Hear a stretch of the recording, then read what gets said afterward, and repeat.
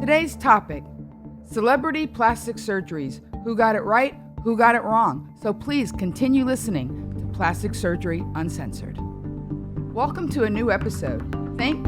We want to thank the listeners for their reviews and comments. Now, first of all, this is somebody who wrote specifically, I'm a good listener and not too easy on giving praise, but listening in here, I feel informed and love the tone with intelligent styling. Thank you for taking the time to speak and not only to perform. I think that's going to go to you, That's Roddy. lovely. Yeah, no, I appreciate that. Yeah, I actually didn't even know there was a section where people were writing comments. Thank God they're all positive. I would have been devastated if they were negative. We really appreciate that. You're getting like 5-star reviews, my man. All right, I love it. Yeah, Bible-loving Amanda. You got to love that. So that means she's straight up. This podcast is informative and detailed. It gives you a great starting point and tips if you're interested in plastic surgery. Dr. Raban is honest and real and doesn't hold back. That's pretty legit. So I like that. That's very good. You know, it makes you, when you do something like this, it's nice to see that people receive you the way you had intended. So that's really lovely. I think that for the future, though, if she's listening, we could maybe cut on the curse words. He gets really rolling. Don't get me started. Okay, well, we have a guest. She's going to get you started. This is my friend and our guest who's in to chime in on celebrity plastic surgery, Hollywood insider and TV presenter, Marissa Montgomery. Great to have you. Thank you for having me. Excited to be here. Of course. So I think one of the things that's really, without a doubt, unarguably, probably one of the hottest topics regarding plastic surgery is celebrity plastic surgery, because it like kind of morphs the two things you love. You love celebrities and people love plastic surgery and they love to see what celebrities did, whether that's because you see them as icons or whether you dislike them or whatever the case may be. So it's not like this is new. I mean, since the beginning of time, if you were a celebrity, Cleopatra was a celebrity, right? Let's be honest. So anyone who's a celebrity or in the public eye has a higher threshold or need to look good. Everybody wants to look good, but they're going to they're going to want and need to look good more than other people. And so recently we've had a few celebrities, because historically you just deny it, right? Like, oh, you look great. Have you done anything? Yeah, I mean, that is one of the biggest issues. I think people have been denying it for years. But now people are kind of outspoken about it. It's interesting. It's a different thing. And there's this whole niche of like celebrity plastic surgeons. Like people are proud. I find it's a really interesting time. It's changed a lot. And I think a lot of that, and we'll get to that, is why is that the case? So we have a few people like, who are the people that recently came out? One was Sharon Osbourne. Sharon Osbourne. She just announced the fourth facelift. Yeah, Sharon Osbourne. And what was he? And there was another one that had said that.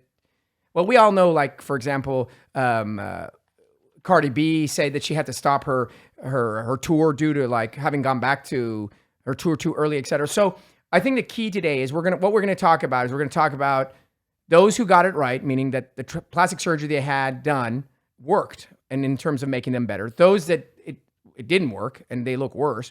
And then I think there'll be a handful of people where we'll have what we refer to as honorable mention, where like it got better, maybe some of it got worse, and we can kind of tackle it. And I'll give you my input, you can give me yours, and we'll kind of figure it out from there. Can I suggest a subset? Sure. I think, as she was saying, there's almost a status to it now where the younger people and the millennials, they're kind of bragging about it and they're getting it younger and younger. And there's almost a status to like, I'm already, wealthy enough to start spending tons of money on my face. And there was a generation where it was like taboo, but I think the younger generation, it's status now.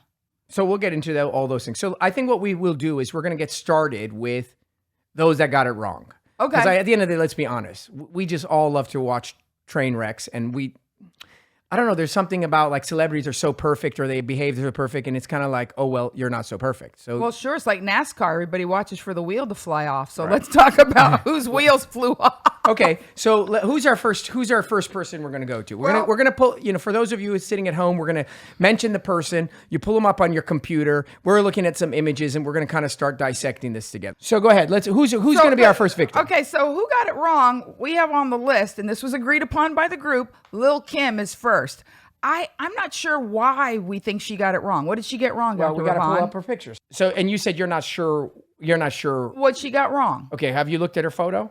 I'm just going to ask you. I'm going to tell you what she did wrong. But do you think take a look at that? Everyone look at that.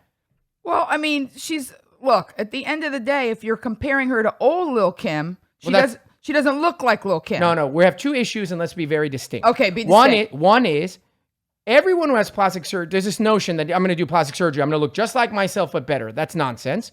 You're getting plastic surgery to look different. Your goal is that you look different and you look better. But you still look like you. Well, that's arguable because that's a relative term. But like the concept is, I had plastic surgery, and I'm unarguably to the general, everyone's got their taste, but generally speaking, I look better. That's our litmus test, okay? You looking different, everyone looks different, okay? So when I look at her, you guys have looked at her? Yeah. Okay, so what do you think? Do you think she looks better? I feel like it's the Michael Jackson effect. Okay, It's so kind the of Michael scary. Jackson effect is a great term. And to me, when I look at her, I think most lay people, if we were walking in the street and we showed her picture, I think most people are like, wow, she looks different, but she doesn't Completely. look better. And so what makes her not look better? So let's go through it one by one. Okay. One of the issues, and this is great segues, is ethnic plastic surgery. So because we're in a world now where there's ethnic celebrities, we have Indian celebrities, we have Asian celebrities, we have a lot of African American celebrities, etc., which we didn't have before. Now they've Feel always the pressure. listen. Plastic surgery, ethnic plastic surgery has always been towards making yourself more Caucasian. That's good. That's wrong. That's right. It is. Eyelids, making Caucasian eyelids. Noses, making it more refined. Jawlines, etc. So what Little Kim has done is, as she said, the Michael Jackson effect is. Let's go through things one by one. Number one, her nose is half the size it was before. Agreed. Agreed. So when you have a beautiful full face like Lil' Kim does, and it's large and big cheeks because she's got a round African American face, and then you go and get your nose made in half, in and of itself, you could look at her nose and be like, well, it doesn't look that. It's skeletonized. And Michael Jackson did the same thing. So you can't tell me that right there, her nose doesn't look ridiculous. It doesn't look like her old nose. To me, it looks. What do you think? It looks good. There's been so much done that it's like the cheek filler, the chin filler, the eyes. There's Okay. so much to take in that it's almost like a visual overload. I can't even process it. I think. I can't even. Well, I think to me, her nose is overdone. I agree. Because listen, at the end of the day, it's a matter of discussion, right? Everyone's about taste. Like you taste this, and I taste this, and she tastes this, and we all decide, does this taste good or not? Maybe we have different taste buds, but I think that her nose is overdone. The nostrils are taken in. The middle of it is skeletonized. Her tip is tiny. Those are all signs that your nose has been done. Period. Of course. But what I'm saying is when I look at that picture, the after isn't ugly. I To mean, me, there's it's ugly. people that She looks like a cat. Her eyes are tiny. Her cheeks are ginormous. Her nose looks like a little beady little nose. I just don't think that in this, and we're looking at this photo, but this effect, which represents a lot of people, this sort of cat-like effect. People always, the Catwoman. No, you're why, right. Why do The people Bride start of looking like a Wildenstein cat? look. What happens is, it's very classic. Your nose keeps getting smaller. Nobody goes and gets a plastic surgery and their nose gets bigger. The question is how small. Your cheeks keep getting bigger. So you can't argue that her cheeks are not So giant. is that filler Yes. and an eye lift? Or No, what's the eye thing? The eye thing is. What's the eye thing? Well, you mean why do her eyes look so tiny? Yes. Okay, first of all, she's kind of semi-squinting. Okay. But what the issue is that her cheeks are getting larger and larger and larger, and they're starting to encroach on her lower eyelid. So if you look at a cat, you look at them really closely, you're going to notice they have small eyes and ginormous cheekbones. And the distance between their eyelid and their cheek point is really close. So a human, if you look at my eyelash and the highest point of my cheek, there's like maybe 2 centimeters. As my cheek starts to get bigger and my cheek gets closer towards my lower eyelid, the space gets less and you start looking a little cat-like. Your eyes start getting reduced in. So it's like Inside. face real estate. Like she had to give up some beachfront for the cheeks. Like there's only so much space. Well, okay, well, all right, fine. So we both think, let's move on to another celebrity. Okay. Now, I think we can all agree that, when you say Kim Kardashian got it right, got it wrong, that's really a matter of opinion because her brand is that big Armenian tuchus. Well- I mean, that's the brand. The brand is the tuchus. So let's start with what she had done, right? Let's start with what she had done, and then let's talk about whether or not Okay. we think it's I've good or never bad. seen it in person. Have you ever seen her butt in person? Yes. Okay, so let's talk to somebody who's actually seen the tuchus. I also thought she was so beautiful in person. Like her skin was beautiful. I was taken back by how beautiful she was. But obviously, I couldn't stop staring at her bottom. But Is it out of But, proportion in I- person? it is very big. But then women come in all shapes and sizes. But that And I was don't she know- didn't come that way I though. never met her before. So it's very hard to So gauge. let's first start out and let's describe. First and foremost, I'm a plastic surgeon. Yeah. So I make a living. Dr. and I- Roddy Raban, board Yeah. certified. I make a living by making transformations occur. So the argument is not whether or not one should or shouldn't. And the argument is not whether or not this is a bad idea or a good idea. The argument is we're just discussing what was done. Right. And whether or not we as a group, and none of us are, there's no such thing as an expert. Because at the end of the day, even me as a plastic surgeon, it's just my opinion. What did she do, though? How do you get it like that? Whether or not we think that the overall effect of it was a positive one. So what did she have done? She had her nose done, which I think looks excellent.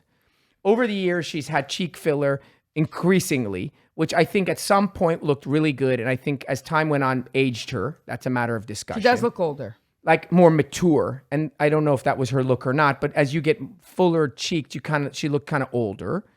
And I think overall, I think it's unarguable that her face in general is beautiful and it looks great. The argument that's been had is regarding this whole idea of being snatched and this whole big booty concepts and fat transfer to the butt and then Mickey, what's her called? Cardi B and all these people. So there's no question that having a larger, being curvy is now fully accepted and desired. We went from the 90s of being skinny and rail thin to now being curvy is the new desired look. So I don't think that's the issue, but I do know that's not her butt. But my question is, because I know there's butt implants, like Coco T has butt implants. But how do you get a butt like that? I'm curious. Listen, I obviously don't know, right? Because I didn't do her surgery. But my suspicion, just watching the evolution of her photos, is I think what she probably did was that she probably did butt implants at some juncture, which took her from her regular normal curviness, which is quite decent, to like bigger butt, okay?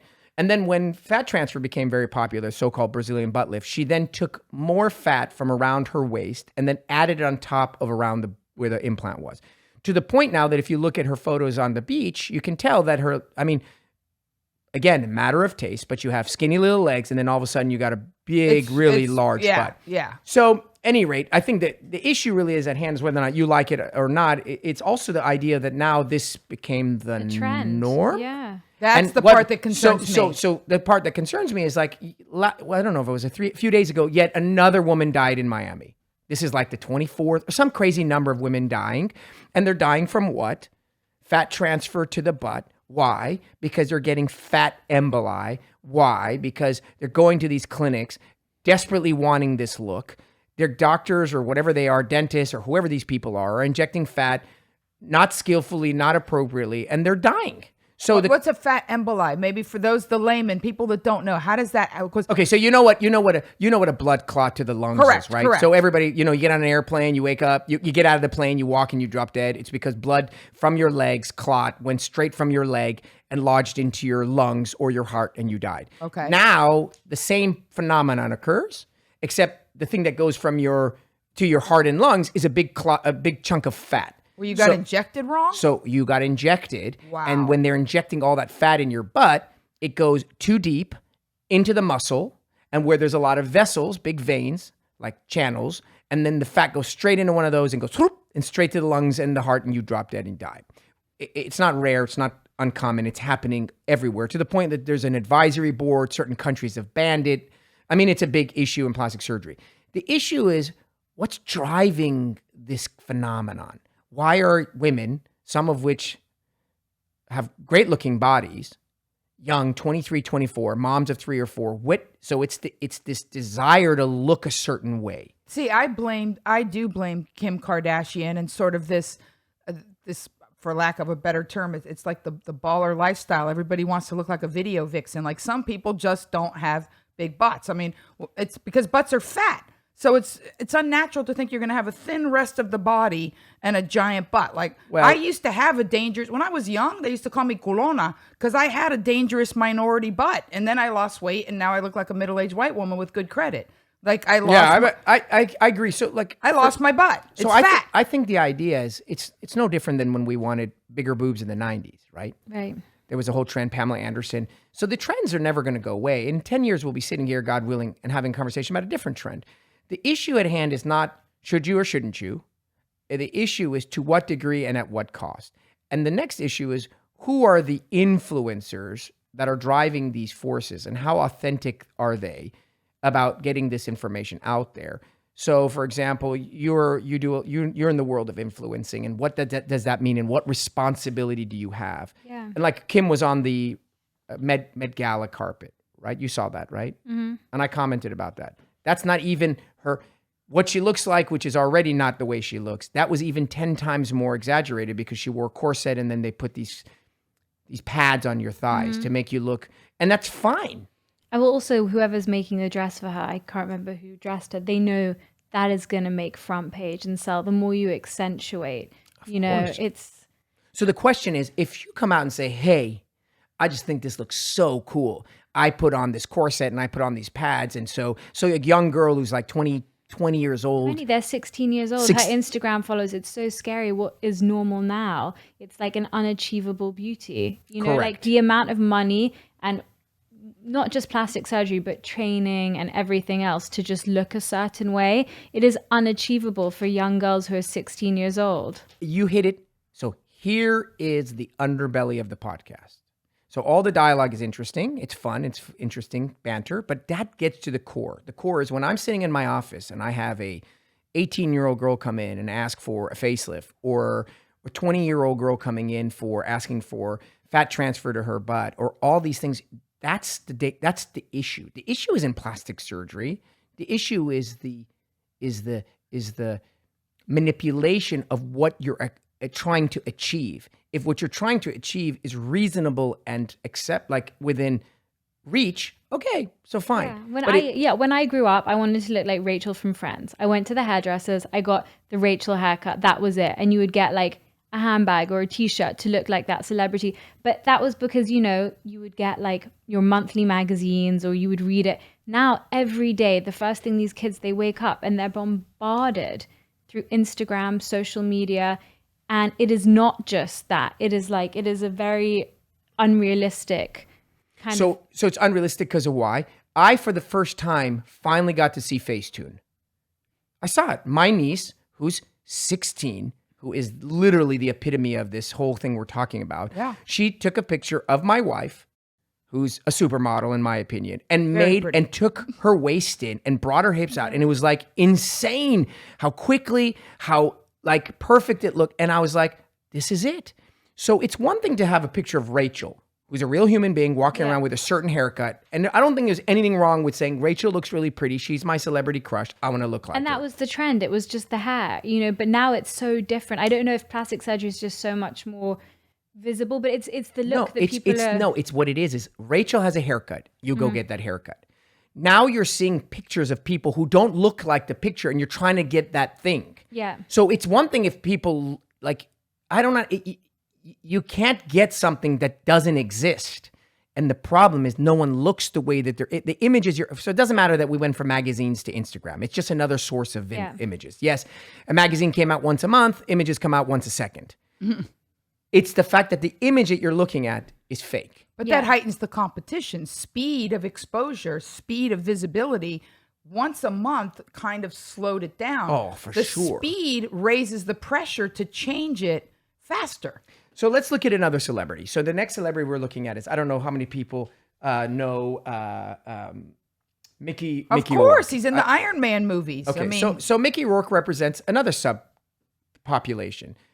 It's a little more mature and men. Because there's this, like, in a weird way, and this is going to be, it's not sexist, women, even if they look weird, still kind of look pretty-ish. Because our expectation for women, they're very doll-like or very sort of refined, and there's arguments, like you were arguing about whether or not you thought Lil' Kim looked good, right? Well, she's not ugly. No, understandable, but the point being is, even though she doesn't look really like herself and maybe a little doll-like, it's still arguable if she's pretty. Men don't have that. Men are either they're handsome and they're rugged, or they look feminized and weird. I was just going to say, though, a male facelift is almost always feminizing. So Mickey Rourke. Paul McCartney looked like somebody's grandma. So what did he do? I want you to look and you tell me what you think. What didn't he do? When I saw the movie The Wrestler, I said that his face was his co-star.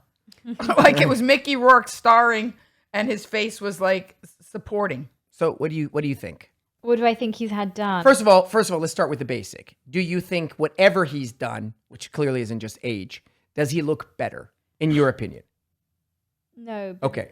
I mean, it is very hard to age gracefully. And well, we're going to get to that because that's our topic of okay, so we have all these tools. What do we do with them? But just in your opinion, because people are out there listening because they want, like, people look at him on the TV and they're like, what the hell did he do? Why? He's almost unrecognizable. So we've agreed that we're not here to bash Mickey Rourke. Yeah. We're not at all. We're just here to talk about what we see and give our thoughts. Because the goal is to prevent other people from doing things and have this dialogue now. So we all agree that it doesn't necessarily look significantly better. And we're going to talk about at the next segment all the people that did do plastic surgery and look great.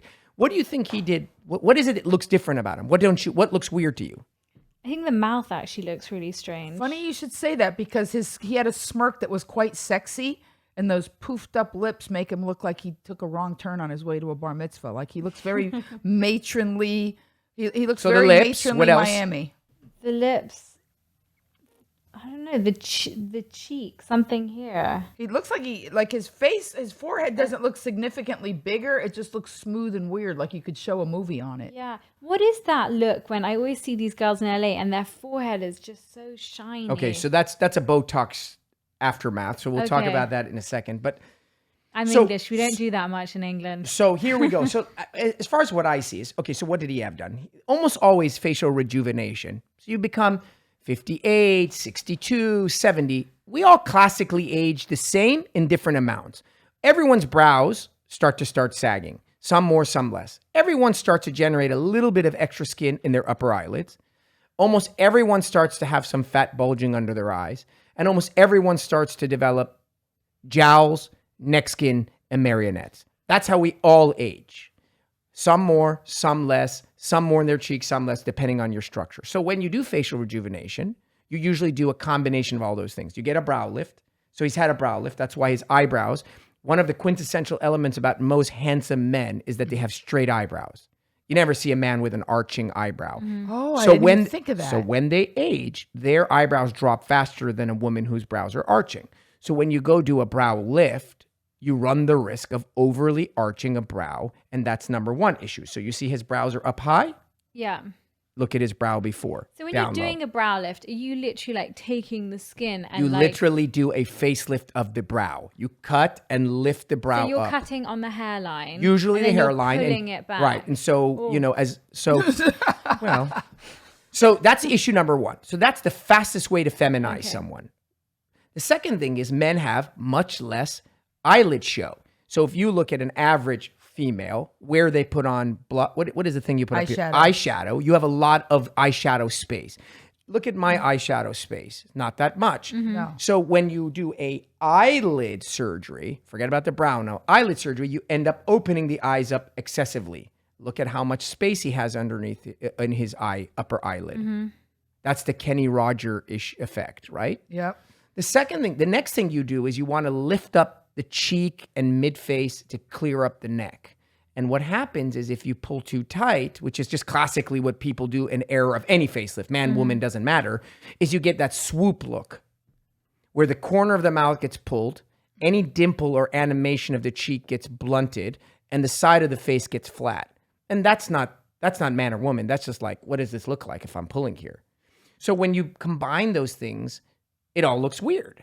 So the reason why men, in my opinion, look weirder than women and why plastic surgery of men is more tricky than women is your error rate is smaller than in women. Why would he get filler in his lips though? Because what happens is that a man's lip, like a woman's lip, starts to disappear.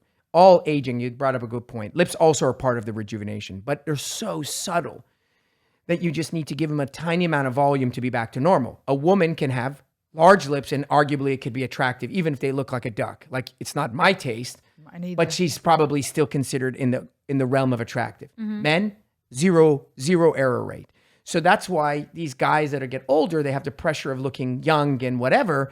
They suddenly go from being like, because there's a sort of a vintage, rugged look to a man that looks older, but they don't. Absolutely. So at any rate, I think that was an interesting transition. So who's next? Well, for males, let's stay on it and go Wayne Newton. We've got him next. I don't even know what Wayne Newton looks like. He's probably gonna. He looks like he's in front of a tobacco store. I think he's Remember gonna look. Does he? I think he's probably gonna look like Mickey Rourke if we look. Like, No, oh gosh, no. He's way more closer to Kenny Rogers. Like there's a smooth weirdness to him. He looks like he's carved out of wood. Like it's a very unusual. Arguably, he looks worse than Mickey Rourke, and that's really going out on a limb. Okay, yeah. So here is the photo. Okay, so I mean, it's everything I just mentioned. Right. Times to one. to a greater extent, right? Which is you can look at him. So his eyes, their eyes become beady, meaning why does their eyes look so small? It's because they do a lower eyelid surgery. And when they do a lower eyelid surgery, they bring it together so that the eye space becomes smaller. So you get beady little eyes. Those are very beady. You understand? And when you have a huge face like that and your eyes are tiny, you don't look good. He looks like a gingerbread man. He looks like he's got little raisin eyes. So basically it's the same concept, right? Let's go over this again because this is all about. But he was never a handsome man. Our next person, Priscilla Presley, is heartbreaking because Priscilla Presley was arguably, I mean, look, Elvis married her and she continued to be beautiful, like through Naked Gun. And even now, it's not that she's not beautiful. I'm not here to bash Priscilla Presley, but what she's done to herself it's not on the Kim Novak level.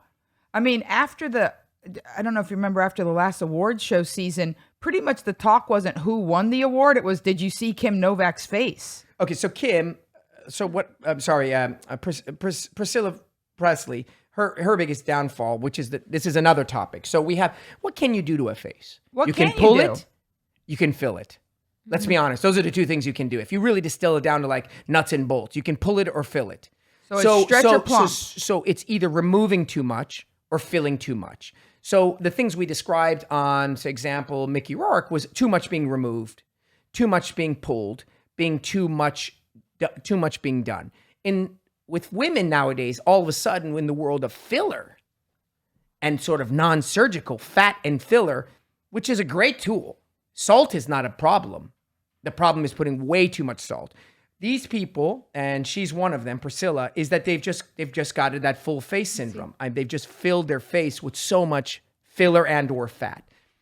And so what happens is now it's another syndrome. That looks like a full baby diaper. Yeah. Like Well, it looks just white and lumpy. So what happens is, and the reason she was beautiful before is she has a gorgeous facial structure. Gorgeous. Great bone structure. And what happened, and this is what happens to a lot of people, is you start to age naturally, right? Somewhere around 50-ish, some earlier, some later. Watch yourself, Roddy. You start noticing some loose skin, right? Mm-hmm. And the first trigger is, oh my God, what is this loose skin in my neck and around my lips? What are you the talking marionettes. about? Yeah, you look great. Too bad the viewers can't see you as you pull your face. So what do you do? So the question is what you do. You have three options. Are you ready? Option one. Say, well, F it. This is what I look like. I look great and age so-called gracefully. I think that's Helen Mirren. I think Helen Mirren gave us the Awesome. F it. She looks amazing. Awesome. If that's your choice, awesome. Next thing is, oh my God, look at this loose skin around my face. Holy crap. I got to go see someone. And you go see someone. They said, listen, you need some kind of facelift or mini lift or whatever, which is surgery and cutting, right? Okay. And then we've discussed that can be done right or can be done excessive. Or the third and new option is, oh my God, there's no way I'm having no facelift. Hell no. I'm just going to have something minimally invasive done, which is what? Filler, fat. And what it does is in a small amount, it buys you time. You have this loose skin and you go in and you go to your favorite spa and they fill you with some Restylane or Juvederm. And you walk out going, that looks pretty goddamn good because the extra skin has been filled up. Then 3-6 months goes by and you're like, oh shit, it's starting again. And you go back and what do? You feel some more. And you feel some more and you feel some more. And then before you know it, you have this syndrome. You look like a koi.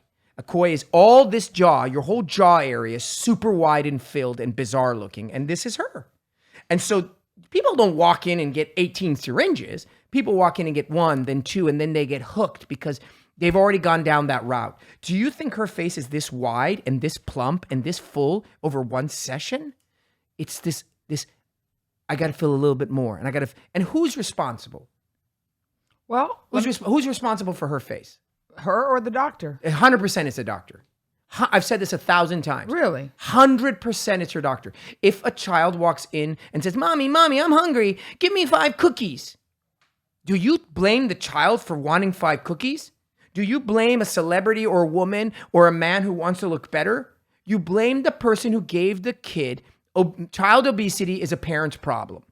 No child walks up to a vending machine, pulls out their credit card and buys food that's shitty. The parent fed them, and the person who did this to her is the spa or the doctor or the greedy, grimy people who want to make money because she's a celebrity and comes in. So nobody becomes like this without an assailant. So how do people age gracefully then? You're saying there's two ways. You either cut or you do the injectables. Is there a happy balance? Of course. That you can So do the it? answer is, okay, everyone's listening saying, okay, so basically, I'm listening to this plastic surgery podcast, and you're basically telling me the answer is don't touch yourself. Yeah. Not at all. And we're going to do in the second segment, we're going to talk about people who got it right. You only notice the people who look like crap at the party. I call this selection bias. What is selection bias? So this notion that I went to this party last night, and you cannot believe how crazy people look. Oh my God, honey, everyone looks like a freak. So I went to a party, and there was 100 people at that party, and there were 6 women or men, doesn't matter, that looked like psychos. So you go home, and you're like, the answer is, oh my God, plastic surgery has to look that way. So that's not true. Out of 100 people, 30 people had plastic surgery. 5 of them look like Probably freaks. more.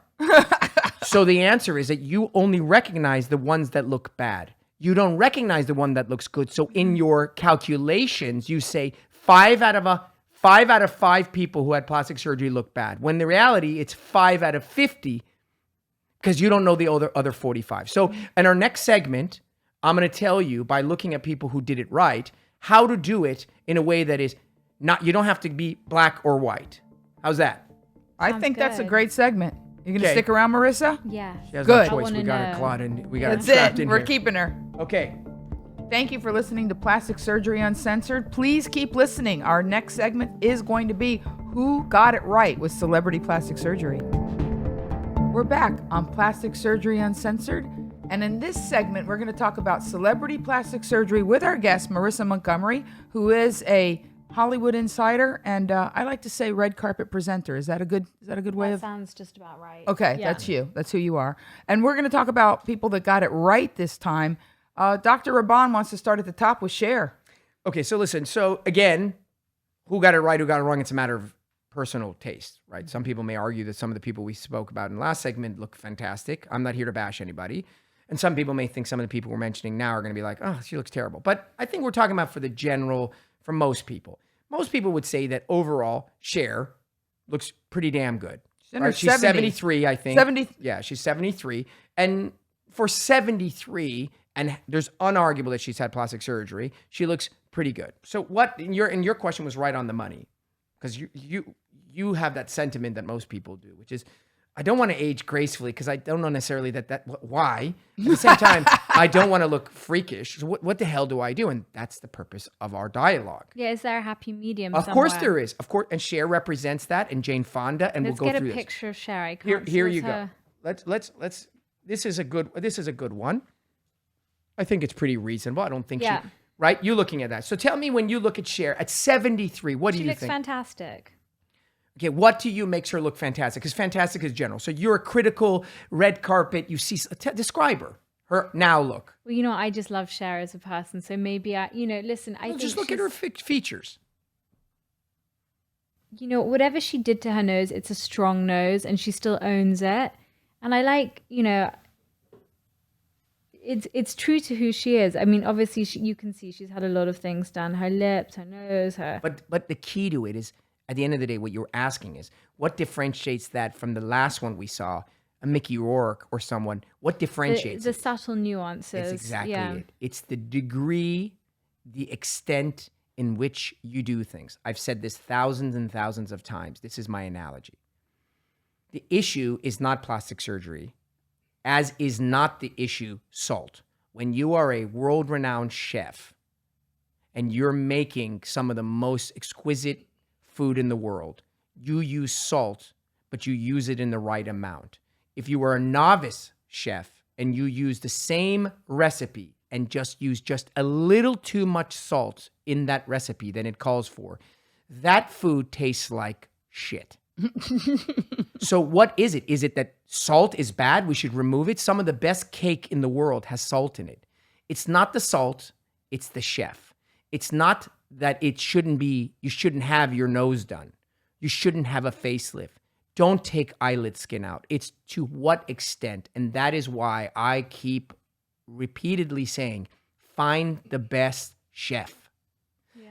We'll just fine tune what is already there. Correct. So why does Cher look great? So let's go through Cher. So at some juncture, Cher's probably had 2 facelifts. Okay. You figure only 2? Correct. Because she probably started in her late 50s. When is a good age to have a facelift? You start having your facelift when you look in the mirror and you're like, wow, I hate this. So that usually occurs for most people, realistically, probably like 58, 59, 61, 62. Could it happen to you at 55? Maybe. Could you wait till you're 65? Maybe. But most people at their late 50s, early 60s get to a point where they can't tolerate the jowls anymore. Their neck skin is in excess. They don't see they feel young, but the person in the mirror isn't young. Okay. Mm-hmm. So Cher probably had her first facelift in her late 50s, early 60s. And whoever did her facelift did it in an extent not to hit it out of the park, but rather do it in a way where she was just slightly tightened and her neck skin was removed, but you didn't hit it out of the park, if that makes any sense, which ironically means you hit it out of the park. They didn't remove a ton of eyelid skin, but remove just enough to bring her back 5 years or 8 years. They lifted her brows just subtly. They may have added volume. You know me, I'm a rhinoplasty expert. Rhinoplasty is not about age, it's about balance. That's the one thing that's not an age-related thing. And all they did was make her nose a little more balanced. Didn't give her some little... Cher's got a big face, dark features. She's got some masculine appearance to her, which is attractive. And you have to have a large nose for that face. Had Cher done this little Mickey Mouse nose that is often done, she'd look immediately ridiculous. So when she did that in her late 50s and right around probably her late 60s, she probably needed a little tune-up. And what did she do? She went and did it yet again, whatever parts needed it, just a slight amount. And so the subtleties of the things she did allowed her to continuously look just fresh. And that is the key to your question. Should I get filler? I don't know. Everyone I know looks so weird. Yeah, sure, why not? You just need like half a syringe. I know everyone that gets Botox looks frozen. What the hell? No, that's not the case at all. Just put a little less. I put in Botox 1/2 the average amount. I gave it a name just for the hell of it. I call it micro Botox because people love names. You know me and names like mini facelift. Oh yeah. Micro Botox. Oh my God, my doctor, he gives me a thing. Which means like I give you like half the dose. So it doesn't last as long. You need to do it more often, but you look the bomb all the time. So less is really always more when it comes to doing any of these treatments. You got it. But who determines that? The doctor, because chef. you're the expert. Goddamn chef. I keep bringing it back home. The guy who does it. So does it matter that if your chef has 60,000 followers on Instagram? Does it matter that your chef was endorsed by Bella Hadid? Does it none of this matters. What matters is that your chef consistently and reproducibly has amazing results. But do people sometimes come and they actually want that look being done? Yes, they do. And then do you say, I won't do that? Whose fault is it that they do it? The chef. Again, you are a professional with integrity and you have responsibility. We are not Uber drivers. We are not Uber. You know what an Uber driver is? You get in the car and you say, I want to drive to X destination. Take me there, please. I don't ask questions. I don't care. I'm your driver. So if a patient comes in, as they do constantly, and say, hey, Dr. Rahban, I want to do blah, blah, blah, some of which is because they don't know any better, and some of which because they have a skewed sense of self from Instagram or wherever the hell, it is my responsibility, my job, to say no. Just like the girl who came in yesterday who wanted liposuction, and she brought me a picture, wanted the big booty thing, the whole shebang, literally yesterday. And I said, yes to the belly, yes to this, and hell no to this. And you know what she said? Okay, I see what you're saying. And of the people that come in and ask for something crazy, 90% of them can easily be walked off of the plank when you spend time with them. A small minority, which brings me to a question. Truly like crazy. Yeah. Which brings me to a question. I agree with you that the integrity of the doctor has a lot to do with it with Dr. Rahban, but how do you think, and it's not a rhetorical question, when Priscilla Presley looks in the mirror, when these people that have had this stuff done look at themselves, do they really not see that it's not flattering? Like, what happens psychologically where you go in for the 18th syringe load of... So what we're going to do is, that's a phenomenal question. Phenomenal. Because it really hits the driving point is what drives people. But we're going to save it for our segment on body dysmorphia. Okay. And the psychology and the driving force between all of us.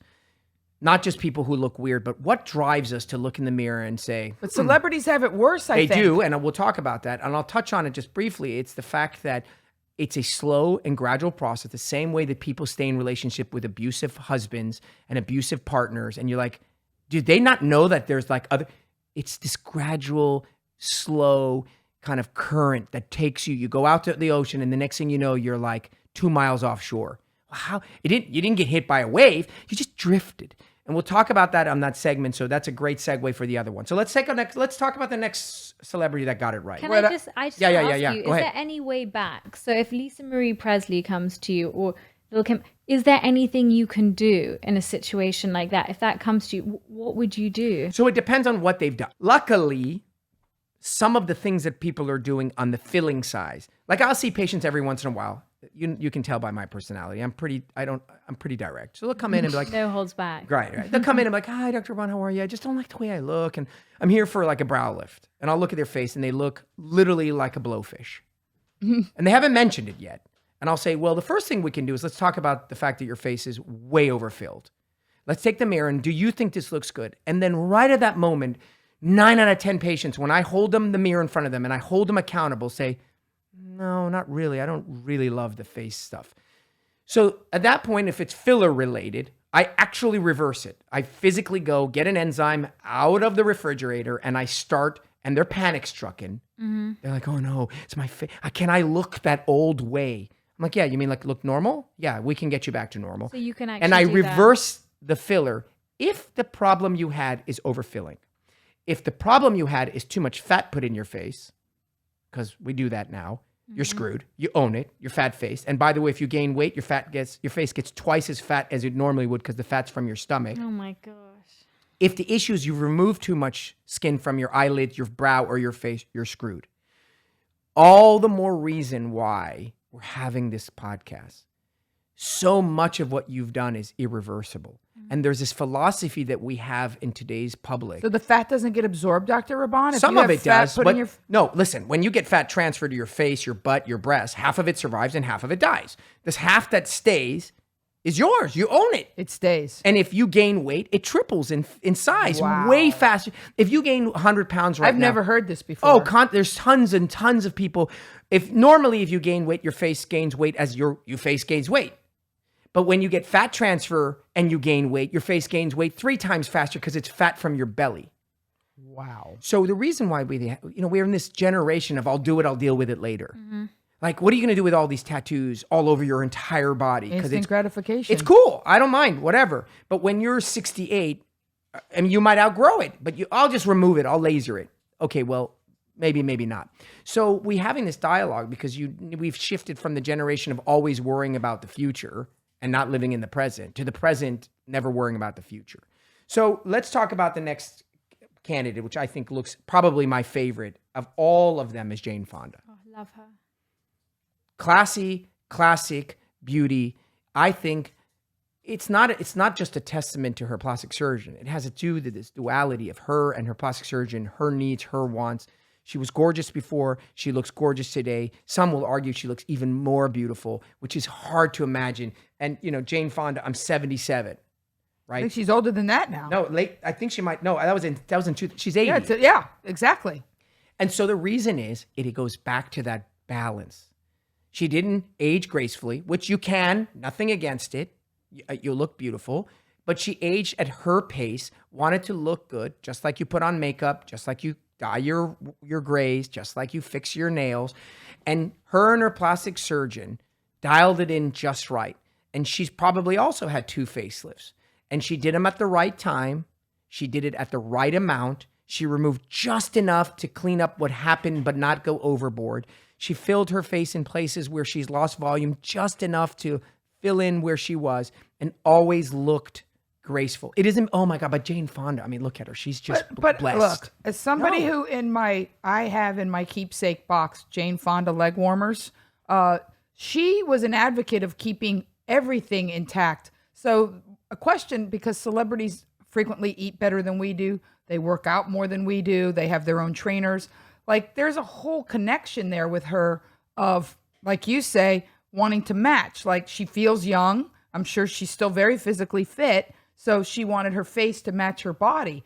But how much does that play into if somebody has actually taken care of all of it, like a holistic approach? Listen. At the end of the day, we've basically extracted this little conversation, but it doesn't. Listen, if you show up in my office and you're 78 and you're 183 pounds, 5'3". I didn't want to sound catty, but there is a lot. And you smoke 3 packs a day. You're diabetic and have hypertension, and you come in my office and you're 5'3", not that weight in and of itself, but healthy and eat well. Of course, you're going to look better. I mean, that's a no-brainer. I mean, the fact that we have this dialogue today is pretty sad because it isn't a no-brainer. That's the problem. People look at pictures and think they can have the same result where she had a lifetime of getting to that point. Of course, but they think you can do it in an afternoon. But what we're talking about today is not so much why is she a great candidate, but rather what did she do to maintain her candidacy. Of course. So yes, of course, as always, we can talk about people, what makes them great candidate. But today we're talking about, okay, you show up and you're a good candidate. You did your part.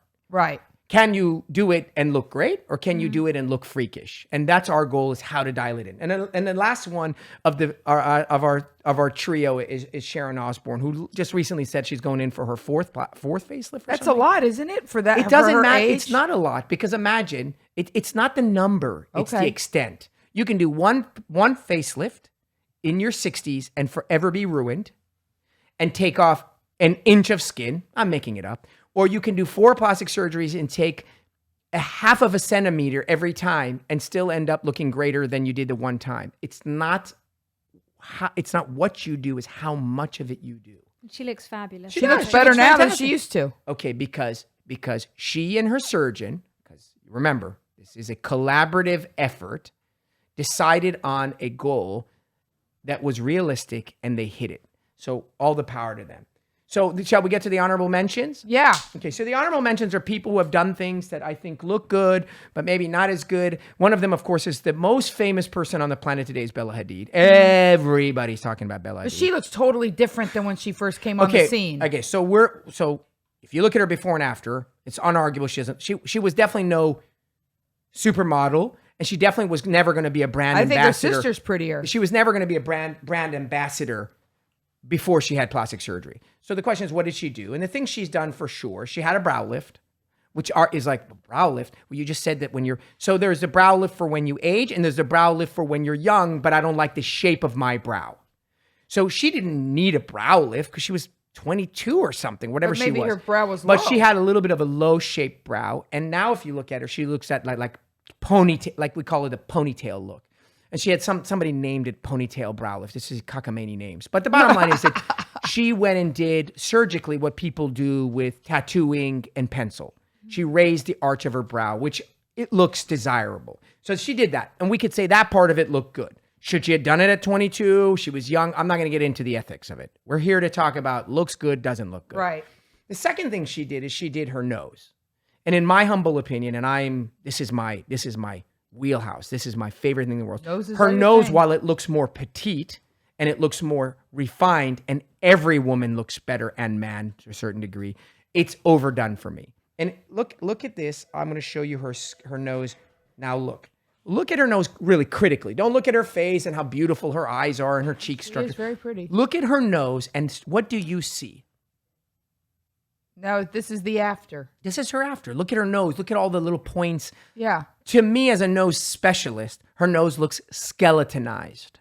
You can see every little aspect of it. Now, mind you, she just had her nose done a few years ago. And so as she ages, her nose will classically smooth out. No, will get 1,000 times worse. Oh, It'll really? get more and more dimpled and more collapsed and more caved and more narrow. So I think the Bella Hadid honorable mention is perhaps some of the things she did have obviously made her gorgeous. But I think if you wait and watch carefully, I think at some point you'll see her nose, either she'll undergo a revision or she'll do filler, because I think her nose was overdone. Most of the photos of her, not paparazzi photos, are airbrushed. So when she's a brand ambassador for Lacoste or whatever, those are all airbrushed. But if you catch her in the right paparazzi photo, which that is just her, you'll see her nose looks a little skeletonized. You see what I'm talking about? Yeah. What do you think? I mean, I think she was a beautiful girl before. I think she's a beautiful girl now. It's very hard to... It's but it's what do a you think different about her beauty. nose? We're just trying to be. We're here to be critical. We're not here to. Obviously, she's a fantastic human being. I'm not one way or the other. And it's not. I see what you say, skeletonized, and that there was a fullness to her old nose. But I think also that fullness is sort of, for lack of a better term, childlike. It's youthful. I think when you do make it thinner and remove the fat or fullness to the nose, I think it's aging. Well, we'll see. I mean, there's no question that, the filler she's put in her cheeks has aged her. She looks more mature. Is it true that your nose keeps growing throughout your life? Yeah, cartilage grows, ears grow, noses grow. If you look at, your pictures of your grandparents. So despite even doing a nose job at such a young age, actually your nose could grow. It's totally different. There's the natural nose, and then there's the done nose. The natural nose, if you don't touch your nose and do nothing to it, and you have a very pretty nose. Thank you.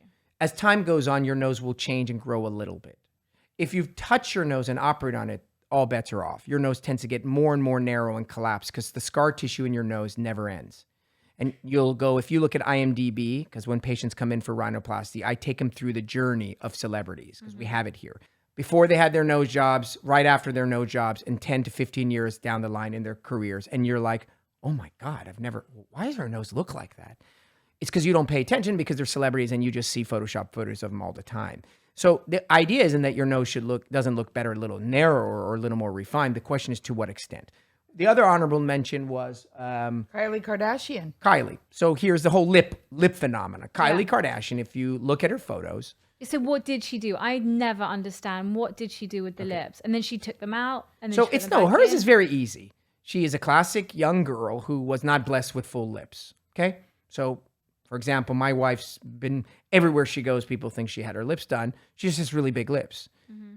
So now you born with kind of really average lips, fine, or even maybe narrower lips, and you just go get filler in your lip. And you do it, if you do it correctly and you do it incrementally, your lips tend to grow and get a little bigger and a little bigger and a little bigger. And then if you maintain that filler over time, you then, if you look at her before and after of her lips made a huge, and she had her nose done. Her lips. She looks very different. No, and she looks beautiful and good. The issue is that for discussion, so her lips aren't hers. The filler worked in her instance, and then she made $1 billion off of lip kits. Wait, so is that literally just filler? Because I don't know, there were all these rumors that she actually had something like implanted in them. So let's just lip enhancement. What are the ways to do it? Yeah. You can fill it with filler, easiest, quickest, most benign way. And if it's done correctly, right back to what we said, incrementally and in decent proportions, it can look great. Yeah. You can add fat, which I think in the world now that we have filler, why would you add fat? Because what if you don't like the fat? What if it's lumpy? It's never going away.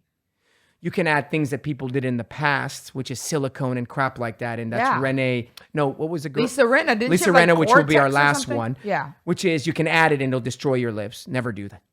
Or you can get this new thing called the lip lift, which is this idea where you actually cut the upper part of your lip where it connects to your nose and rotate your lip out. And there's a whole controversy as to whether or not that's a good idea or not. But thousands of young girls are doing that. It was really designed for older women because your lips start to get low and long. Do you do that? I don't. I only do it if you come into me as a young girl and you're 26 and you want fuller lips and you want a lip lift, I'm not going to do it. But that's a matter of my own personal opinion. There are lots of surgeons that do. If you're a 63-year-old woman and your lip has gotten much longer and it's kind of sagging, I'll do it. Because whereas filler is reversible, the lip lift really changes the dynamics of your animation. So people who have had the lip lift, when they talk and smile, and you can see hundreds of videos online, they just don't look normal. Whether that you like that look or not, I don't know. So in her instance, she did her nose, she did some cheek filler, and she did her lips. And the thing that's interesting is she made $1 billion off her lips. Oh. And then reversed it and was kind of like, I don't believe in, in whatever. So that's a matter There's of a whole controversy about Beyonce doing hair products when it's not her hair. I don't have a problem with anyone doing anything so long as they're transparent. That's my pet peeve in the world. I embrace it all. I'm a plastic surgeon, for God's sakes. I love transformations. I love making you look better. I don't care. I don't have a problem with that. And patients have constantly asked me, like, I don't know how to tell this. My friends, what if they ask? I'm like, what if they ask? Tell them, hell yeah. I did my ear pinning. I'm excited. Don't like own it and be proud of it. So you don't think that her look was a result of using her own product is what we're getting down to? The is lip kit? Yeah. It's No, not the lip possible kit to is get No. Listen, you cannot change your lips using a lip kit. You can use liner to make it bigger. You can use different products. You can put that. There's all kinds of stuff like that have peppermint in them that kind of make your lips plump for the evening. Like you just had a lot of chili pepper. I've got one of those in my handbag right now. I want to just know, who is the number one celebrity person people bring in and ask you day after day, that is who I want to look like? For what body part? Right? right. Let's do face, because we're on the matter of face. Face? Kim K. I got a lot of Kim K's. I think and by the way, I don't necessarily know that this is because they're the most beautiful, like they are the beauty icon. I think they're the most seen. Mm-hmm. So the reality is that if you as a person who knows celebrity presence, it's who's got the best PR and who has the best exposure. Mm-hmm. And Kim K is unarguably the queen of exposure, good, bad, or ugly.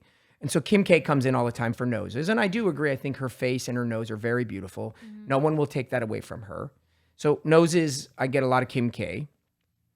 Unfortunately for bodies, we get a lot of Kim K's. People aren't coming in saying, I want to be skinny. People are coming in saying, I want to be curvy. So has Kim K kind of changed your whole business model now? People are really coming in like for butt things that they were never coming in for before. Maybe it was, boobs back in a different area, but Correct. Now... It was Pamela Anderson who changed the dial for breast on Baywatch. Mm-hmm. There was this notion that, oh my God, big 90s California breasts were in, which have shifted now greatly. Big California butts. Correct.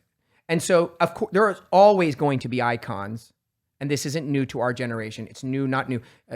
Mona Lisa had her contribution. I'm saying Cleopatra all the time had her contribution. There's always Marilyn Monroe. Yeah. There's beauty icons that do it, and just happens to be whoever's the most seen is the one that people will follow, right? Kim K happened to do it with her, with her butt and all that stuff, and that's the current thing. And then there's Little Kim and well, even Joan from Mad Men for a while. I read when Mad Men was the rage, everybody was going for the big. I think that, for example,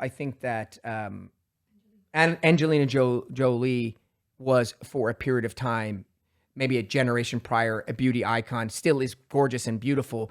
I think that she's blessed, and I think with the exception of her nose, the rest of her I do believe is mostly hers. I mean, you never know. But she had those lips as a child. If you see old pictures, and her dad had those lips in Midnight Cowboy. No, and if you look, I mean, she's just beautiful. She's gorgeous. And I think if you notice, she's maintained that beauty in her own way. Does she Botox? Does she do some filler? That's like, does she color her roots? Does she get nails done? That's not an issue. But overall, she's maintained it, and she's been able to hold on to that image. But she's also not in the Instagram. She's a class above that. Mm-hmm. You know what I mean?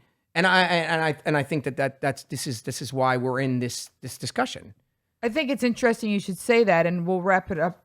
There's so much to say on this. When you said Angelina's a class above this, it's not just generational. Let's talk about sort of A-listers versus sort of this B set, because young girls, 15, 16, 17-year-old girls, are not influenced by the beauty of Julianne Moore, Angelina Jolie, Kate Winslet, you and I were talking about on the way over. Natural beauty. They're influenced by the Instagrammer people, by what I would call the B team. And even though their presence isn't, as you would say, they're not Oscar-winning top tier, they are the ones that the kids are completely enamored of. 100%. Yeah, you have to look at the front covers of magazines now. It's no longer actresses. It's I don't even know half of them. Yeah. So that is the reason why there has to be a counterbalance, a counter dialogue, someone who is helping patrol and be a whistleblower. Because you see, what happened is before, beauty was funneled through more controlled channels. Instagram is the Wild West. Instagram and the fact that every single person has their own platform and can manipulate their images in any way they want and get to the consumer and bypass producers, editors, photographers. So and it's not regulated. You don't have any checkpoints, and no one can stop you, and no one can say otherwise. And the fact is, between between the influencer and your 16-year-old child, there is nothing in between that airspace. No. And so before there was the editor of the magazine, there was the photographer, there was the model, there was the model's agent. Highly regulated gatekeepers. So now it's just a girl sitting in her house with a camera who wants to be an influencer, who wants to collect on, thousands of followers. And this poor 16-year-old girl who's on her phone, because that's what is now the norm. And there's this connection that occurs that is destroying and eroding the minds of these children. Yeah, it's creating. And no one cares that Angelina Jolie is gorgeous and classy and is like she's a poster child for UNICEF. Like, no one gives a shit, because my niece who's 16 doesn't see that person. And so we get together, not just to talk because it's interesting, but to create the dialogue. And at the end of the day, maybe those 16-year-old people are or aren't listening to this podcast, but certainly the people who love them are. Right. So their sisters, the people that are driving them to the doctors, and their parents and their. So what would you say? You would say wait, like to someone that was. No, I don't think it's the waiting. I do rhinoplasties on 16. I did my niece's rhinoplasty at 17. She's mature. She's well adjusted. She's grounded. She's an amazing young girl in college. She's kicking ass. It's not an age thing. It's a mind. It's a balance. It's a dialogue. It isn't plastic surgery is evil. It's bad. It's good. We don't have discussions. We're not invested in each other. And what has happened is the channels, we used to go A to B to C to D to E. Now we're going A to E. And in that A to E dialogue, everyone is being bypassed. So that girl who is in wherever, who is in Vegas or in whatever, is doing her photos every day, who's manipulating either via clothing or makeup or Facetune, is reaching out to hundreds and thousands of influential young girls and guys. And we're creating this morphed sense of self, which is creating an incredible amount of anxiety, depression, drug addiction. Because the truth of the matter is, when you're 16, all you want to do is be liked, be fit in, and be desired. Mm-hmm. And your only measure is what's currently popular. The music, the culture, so that's the problem. And so you are disconnected as the loved ones from this person. You think you're having dialogues with them, but you and I both know that when you're on your vacation, your sister or your cousin is looking at their phone and their brain is being morphed.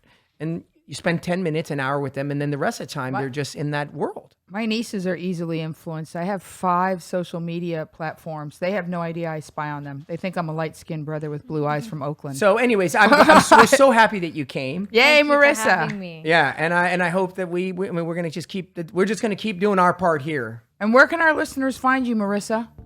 On my Instagram at Marissa Montgomery. Yeah, you have a bunch of followers. You're one of those people that, and you're fighting the good fight because you're normal. Oh, I don't know how normal I am. You haven't had anything. It's fascinating. You're normally What is normal? You're abnormally normal. Yeah. Abnormal is nothing other than just being human, but it's within the scope of reasonableness. We're always talking about fringes. We're never talking about absolutes. So we were very happy to have you today. Thank you. And thank you guys. Thanks for joining us. And honestly, if there's something, we loved reading the letters at the top, something you want us to talk about, a question you want to ask, please do that. You have listened to a fabulous segment, I'm going to say that because you were on it, of Plastic Surgery Uncensored. Thank you for joining us.